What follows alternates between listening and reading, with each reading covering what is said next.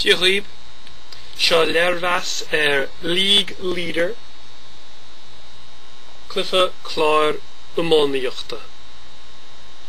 Fuair an cluiche seo beidir bliain ó hinanis agus tá muid héis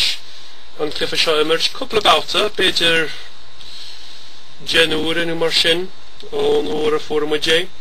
cluiche an deas atá an tá deire má a glár tá sé begadín cosúil le chlár me Napoli tá me ceapa go neainneocha le ghine an formáid seo agus an neagar amach ón gluife me Napoli tá síon na daoine seo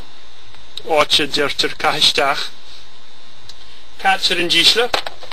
agus bogan an duine ai an uimhir atá a dísle uimhir a cúig sa gá seo 1, 2, 3, 4, 5 agus an rud atá scríomhfaí a gcearnóg sin a rud a anstú so sa gá seo de sé 3 faointe i tai so catú scríomh síos gur mhór an eile 3 faointe ort agus mar sin tein tú timpeall amantí má landolin tú chearnóg a céint catú cárta phioctar níos so mar hampla sa gá seo catha mé an cárta sheórt a phioctar níos se é an cárta sheórt sa gá seo deir sé tugad an air in atá imreoir lár páircisteach ciallaíonn sé gur fiú ceithre faointe gach 3 faointe scóráilte i dtí le líon tréimhse an chluife seo níl éon sin chur aige seo ar fionóis nar a fhaightear so bhí an cártaí mar sin aithríonn an imirt beaganí nach in áirí ní chuireann siad isteach an iomar chléir níl straitéise bith i gcest leis a gluife seo so ní féidir leatan ó riad tada dhéana leis le go méid tú déana níos fearr na mar atá tú déana braitheann chuile shórt ar an uimhir a jaas tú ar a dísle agus ar a cárta a phiocas tú aníos so ar a meallach sin níl an cluife ró eileanach do dhaoine tá lorig cluife straitéise nó cluife a chaisiad neart smaointe dhéana nó rud a bheith mar sin ach feilfidh an cluife go maith do dhaoine óga nach bhfuil an straitéis casta a chur ar siúil mar níl orban ó ríach an dísle chahabh agus an duine bogarráid agus na tróireach a leanúint so tá sé simplí tá sé feilfidh sílim de dhaoine óga beidir ó híosta leis an naoí nó mar sin ricint mar sin le 3 bliain a ghaois na mín go bhfuil sé le 9 bliain a ghaois do dhaoine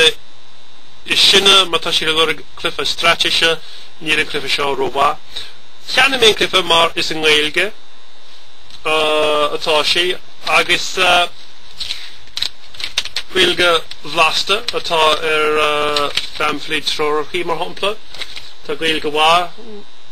ar fud an feilfidh seo agus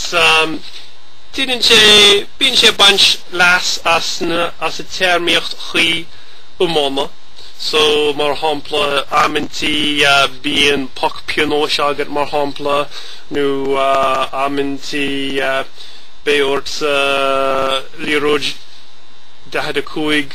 a dhéana agus bíonn sé plé le cúil agus puintí agus mar sinne so múinn sé cuid go heirmíocht an umána na himána go na ghasúir agus is málam é sin is mális na ghasúir óga an cluife tá wacha sinne 6 mlíon a ghaois agus tá sé sin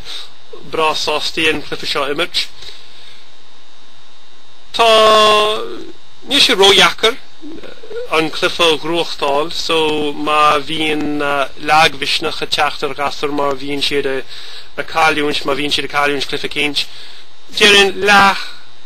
leag na húrantí a bheith sibh ag imirt an cluife seo ben bua ag an ghasúir so ní thucann airad sin leaghmhisneach ar na ghasúir so sin bhfuil dhéanann bhálinn an cluife seo do dhuine bith atá a lorig cluife atá déanta an nGaeilge bhálinn an cluife seo do dhuine bith atá géirí cluife bhainins leis gCumann Lúthchleas Gael agus bhálinn an cluife seo do ghasúir óga más duine thu atá lorig cluife straitéise níl an cluife seo rómha mar ní féidir leat an óirí a straitéise beo chur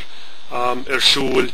braitheann chuile shórt an iver anstúr a dísle agus a cárta a ficus tú aníos. Alright, tásúlam go